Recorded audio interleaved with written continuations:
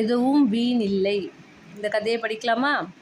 இந்த கதை first standard புக்கில் டேர்ம் 3ல் இருக்கிற ஒரு கதை. படிக்கலாமா? 2 குடமும் பேசிக்குது.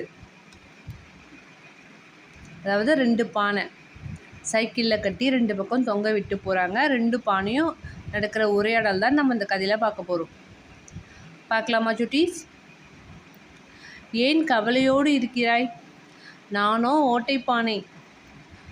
ஒரு பானை சொல்லுது, ஏன் கவலையாக இருக்க அப்படின்னு கேட்குது. அதுக்கு உடனே இன்னொரு பானை என்ன சொல்லுது?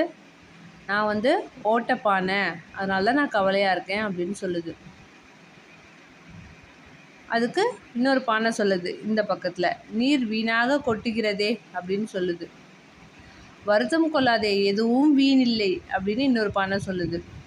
அதாவது நீர் வேஸ்ட்டாக போகிறத இந்த பானை சொல்லுது. ஐயோ தண்ணி நான் ஓட்டைப்பானை, என்னோடய தண்ணியெல்லாம் வேஸ்ட்டாக போகுது அப்படின்னு சொல்லும்போது, எதுவுமே வேஸ்ட் இல்லை, இதுக்காக நீ வருத்தப்படாத அப்படின்னு சொல்லுது. எதுக்காக அப்படி சொல்லுதுன்னு பார்க்கலாமா?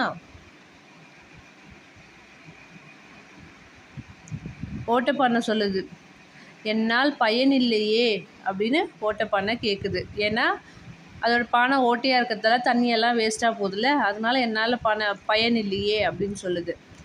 அதுக்கு உடனே என்ன சொல்கிறாரு?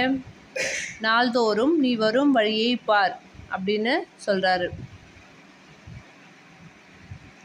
இந்த ஓட்டைப்பானையால் என்ன பயன் பார்த்தீங்கன்னா, 2 பக்கம் தொங்க விட்டு போகிறதால இந்த தண்ணியெல்லாம் பார்த்திங்கன்னா செடிங்களுக்கு நீராக பயன்படுது. இந்த நீரெல்லாம் செடிங்களுக்கு பயன்படுது.